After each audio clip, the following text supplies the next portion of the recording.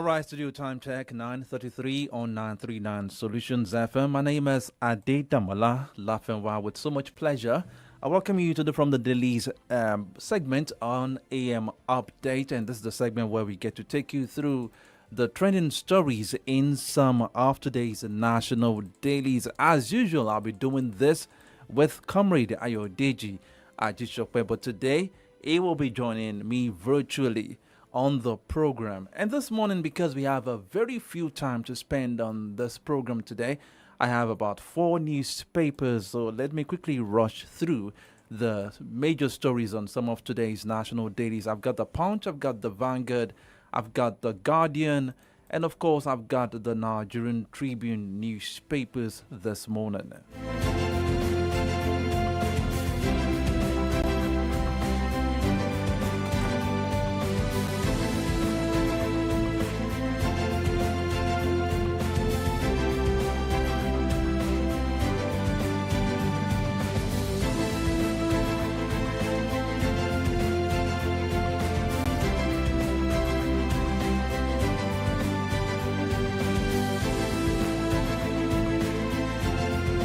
All right, starting off with the Guardian newspaper this beautiful Tuesday morning, July 30, 2024. The biggest story on the front page of the Guardian newspaper says, refiners get crude for Naira deal amid fuel scarcity.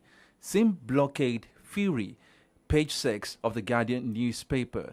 Nigerians can now buy bag of rice at 40,000 Naira. No need for protest, says FG. APC appeals for patience over temporary hardship. FD puts VCs on red alert over planned protest.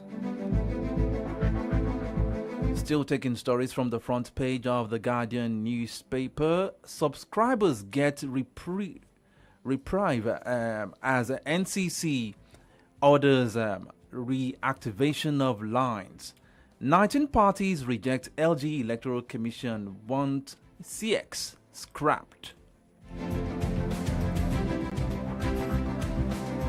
Organized private sector OPS task Tinubu on promises as 70,000 Naira minimum wage becomes law.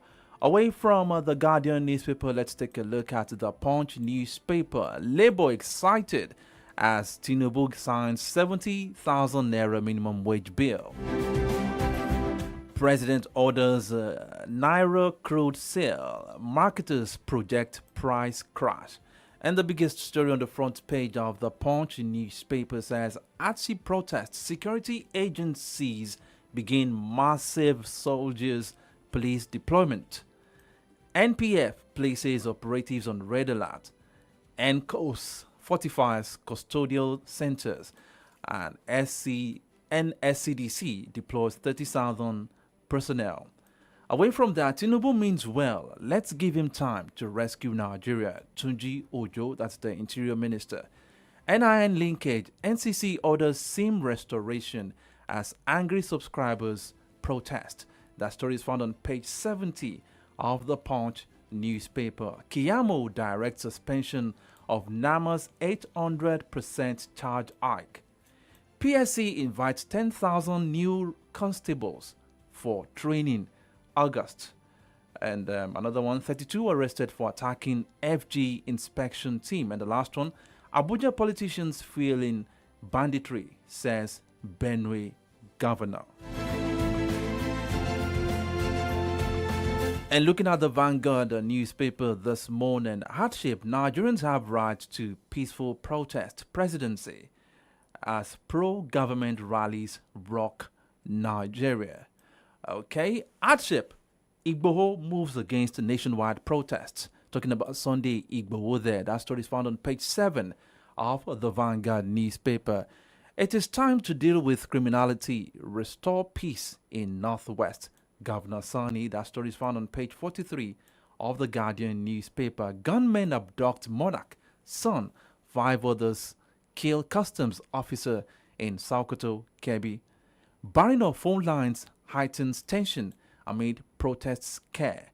And the right under that says NCC orders immediate reactivation of blocked lines.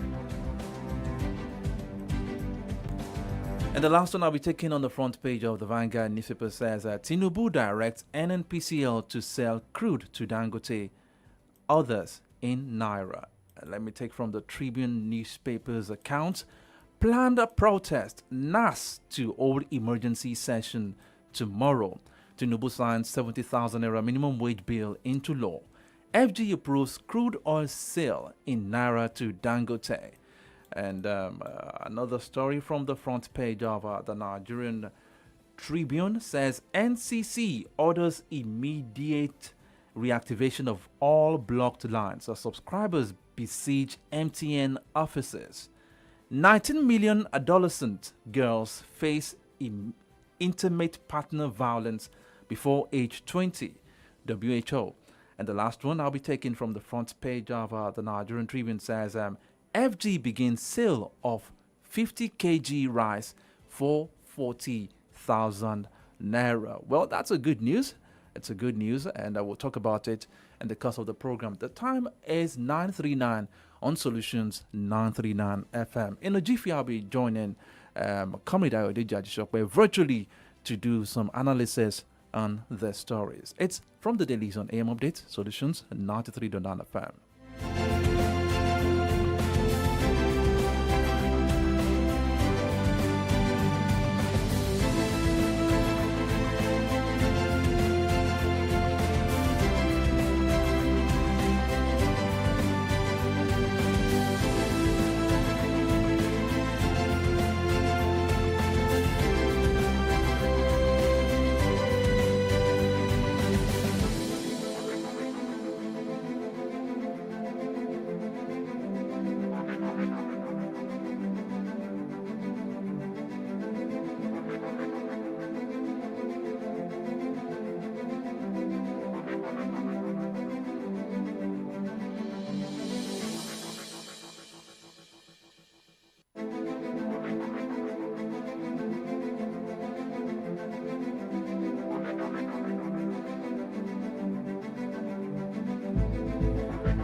All right, now I have Comrade AYODEJI AJISOPE joining me virtually this morning. A beautiful morning to you, Comrade AYODEJI AJISOPE.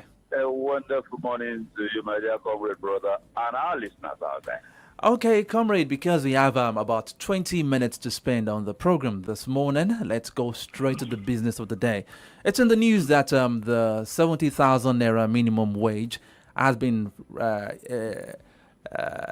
signed into law by the president, which has made it a lawful thing now. Now, that's been signed yesterday. And we have on the story on the papers this morning that FG begins sale of 50 kg rice for 40,000 naira. Would we say that these are moves by the government to at least to make the protesters, people agitating for the national protest, to shelve their action? Well, of course, you know that these guys that are in office now, they are called progressives and they are masters of the game when it comes to issues like this.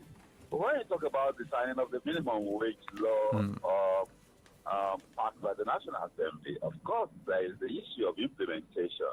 The federal government will pay, but there is also the processes of implementation. You recall that supplementary financial bill was sent to the National Assembly for approval. That would take care of the federal part of it. But what about the state? You understand? The labor centers will now have to go to the state to negotiate. Of course, you're aware also that Zamfara State just started paying the 30,000 minimum wage during Salah this year. Yes. And that has been in place since 2019 or thereabouts. So the battle now moves to the state. And of course, you are not going. You know, I know he was already paying 70,000.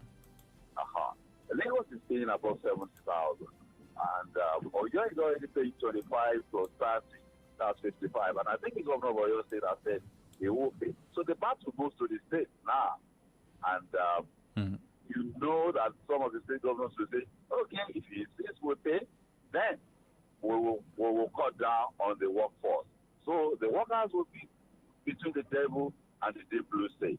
The choice is yours. On the distribution of rice, well, not distribution of rice now. Rice being sold, 50 kg rice being sold for 40,000 naira. 40K. Well, how many people will get it? You remember that the custom service sometime last year said people should go and buy rice at the seed. And you know the country, you know what happened. There was stampede and yeah. So you know people are not likely to be orderly, and I hope that they're going to be careful. But is that a solution? No. Palliative was the meaning of palliative. Palliative is the medical word for the dying. So we should be wary. Okay. Okay. That they need to go deeper. That is scratching the surface. All right. Before we go to other stories, there is this story about the president giving order that naira, crude should be sold to Dangote in naira. What impact will this have on the fuel crisis we've been having so far in the country? Of course, you know that if that order was given yesterday, and even if they start implementing today, they will have to ship the crude, you understand, to the refinery. And of course, you would know that Dangote already has some stock of crude, you understand, for production.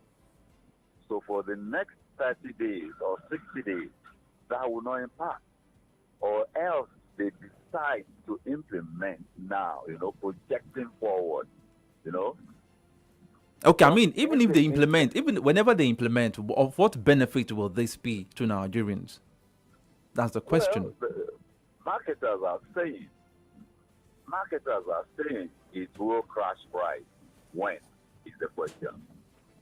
You see, these are moves by government to dampen, to pull the rug, from under the feet of those who organize the deposit. Why do we wait till now? Why did we wait till a crisis, a crisis situation evolved between Dangote on other refineries and NMTC? Why do we have to wait till a crisis situation? I remember you and I are having a conversation regarding some of these things. The margin of the two windows of Forex, and then the removal of subsidy. The third leg, we were talking about was, liberalizing importation of food items. At least to cushion the effect of the other two. Actually, and you remember one of our analysts, our economic analysts, always talking about demand-driven, you understand? Demand-driven inflation. And what sort of demand do we have on our hands? Government says palliative. We are ordering 100,000 bags of rice. Where do you get them from? You get them from the same market that you and I buy from. And then they go and mop all of that up via a contract issued to some people. So this demand is not a demand by you and I. It's a demand by government at prices that you and I cannot afford because they're going to award contracts. So that leads to inflation too. But what kind of demand are we talking about here? Not demand from you and I, but contractual demand. So government itself is driving inflation. And of course, the monetary side of it. That's the fiscal, the monetary side of it. When government issues their ways and means, which simply means printing of money. And that is not production-backed, expenditure. That is not production-backed. So government itself is driving inflation. And these are the things that should be looked at beyond the surface, beyond all these things they call palliative. I don't even like that word palliative at all. I know. A particular headline just got my attention now on the front page of the Guardian newspaper, saying that, still talking about the 40,000 naira per bag rice kind of thing. Nigerians can now buy bag of rice at 40,000 naira. No need for protest, says federal government. What do you make out of that statement? It is unfair, Is this agitation all about rice?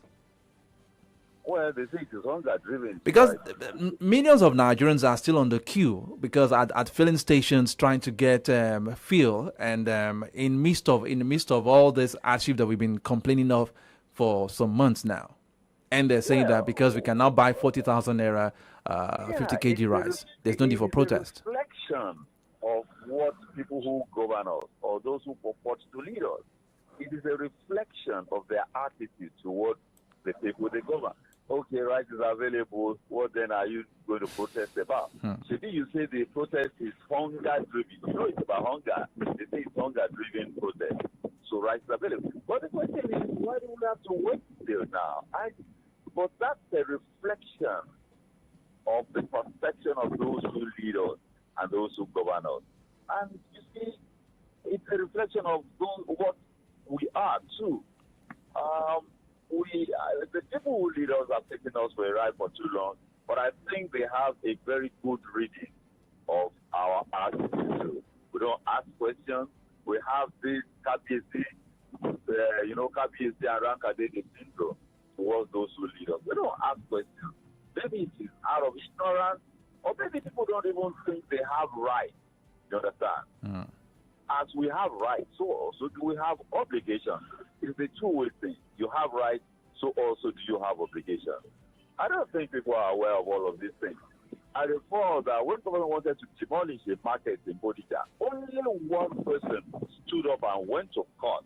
Every other shop owner, they simply fled. And I asked, why? They said,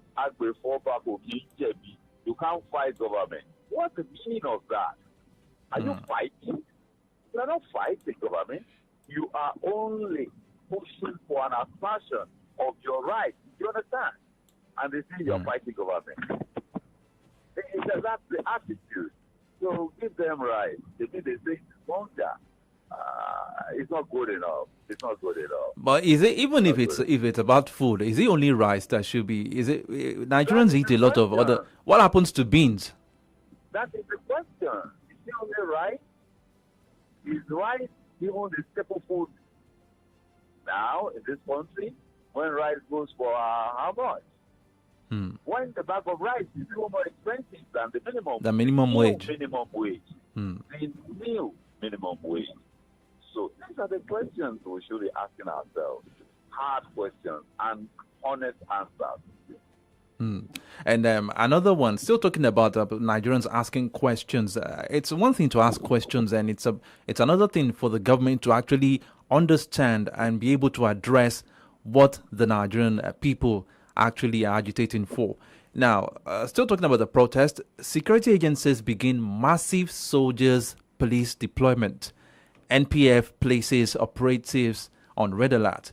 And there's another one that said NSCDC deploys 30,000 naira personnel. 30,000 personnel rather. Now, what is the government afraid of with this large deployment of security operatives when we have some areas being under attack by bandits? It's in the.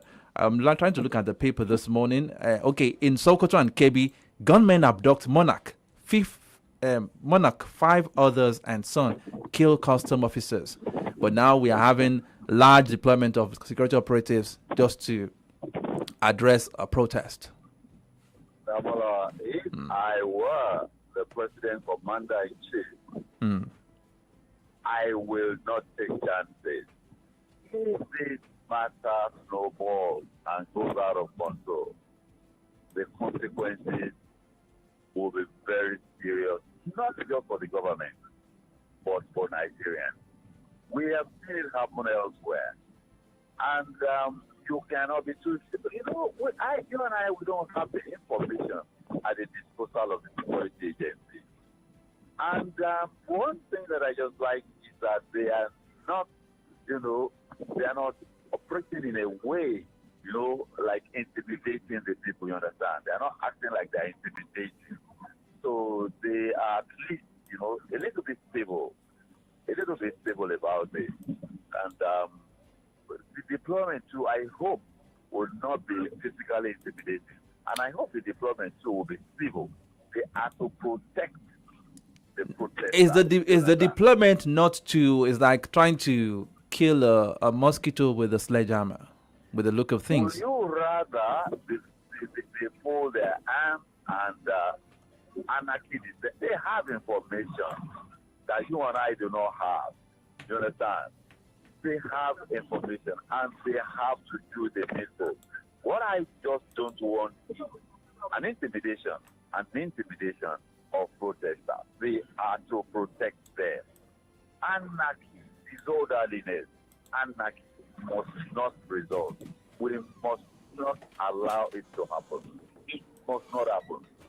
Look, what happened during the EndSARS, the destruction that was visited on Lagos, it must not, nothing of such must repeat itself.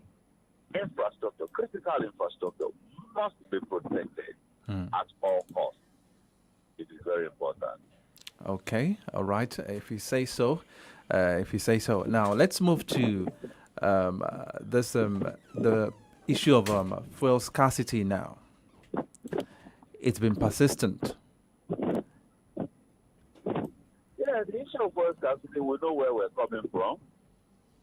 We have an NNPC, 4 refineries, 2 in Port Harcourt, 1 in Warri, 1 in Kaduna.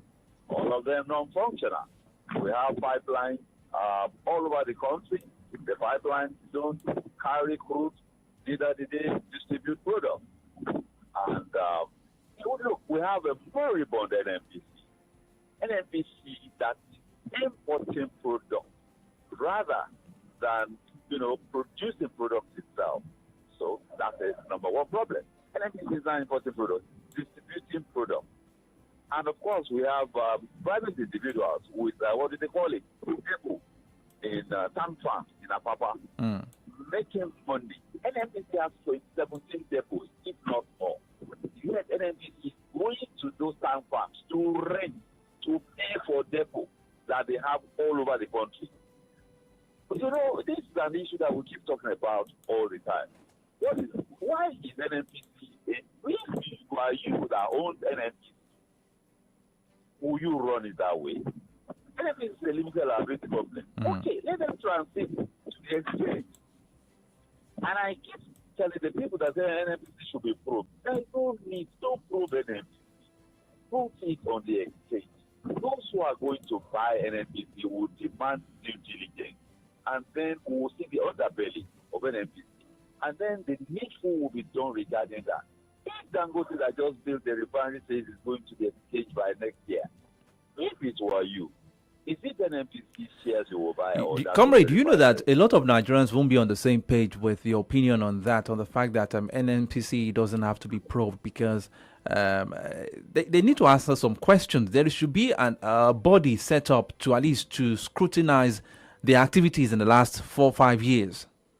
There is no need. Who will probe NNPC? Government will set up a committee. Government will set up a committee. Have you forgotten that there was a power probe? Obasanjo was alleged to have spent $16 billion on power. The National Assembly set up a committee, a Lumelu Power Probe Committee. They had to disband that committee and set up another committee to probe that committee. That was okay, what will now happen to all the allegations raised by Sanusi Lamido? That have been raising all those allegations. Who will look into those books? Or should we just sweep them under the carpet? They're just sweeping under the carpet. NNPC will end up. The first thing the president did, a strategic move, was to say, NNPC, you are not banker. Don't collect money for crude oil sold. You understand? Give the account of Central Bank of Nigeria, Nigeria's banker, to the people you are selling the crude oil to. You understand? Why should NNPC receive? You understand? Why should NNPC receive the receipts of crude oil? Give the money to the Central Bank. You understand? Give the money to the Central Bank. That is a strategic move in itself. You understand? That has gotten all the monies that NNPC will come back and say they under-recovered. You understand? That they under-recovered from what they sold. I mean, so that is off the table. No money to play around with anymore. Now, the next thing is transition. There's the Petroleum Industry Act. You understand? Yes. It moved from NNPC to NNPCL. It is now, the next stage is for it to move to NNPC PLC. And that is when it will go onto the exchange. And you see, standard procedure is that when you come to the exchange, you want to offer your company onto the public market. They will say, go and bring your books for the past so many years, you know, depending on what the requirements are. Then they will bring in forensic experts. There's no way, if you book the book, they will discover. And the moment they see discrepancy, they will now start digging. You understand? Yes. The moment they discover discrepancy, then they will not start digging. And they will dig and dig and dig and dig back and back until they get to the foundation. Comrade AJISOPE, let's wrap up now. Let's wrap up because our time is fast spent now. Yeah. But definitely, I know you'll be in the studio tomorrow morning and we'll be able to talk about this in a more extended. Government wants to probe NNPC. Who owns the NNPC? Federal government owns 60%. Ministry of Finance owns 50%. Who owns Ministry of Finance? Federal government. So NNPC is owned 100% by government. It is government officials that are perpetrating the evil in NNPC. They will now set up a committee to probe themselves. I mean, who does that? All right, Comrade AJISOPE, thank you very much for being a part of the program this morning. We'll be back again tomorrow for a fresh edition of the program. Our time is fast spent because... Have a wonderful day. All right, sir. Great Babs is waiting to start this program at 10 o'clock. My name is AYODEJI LAFENWA, wishing every one of us a very pleasant day. Good morning.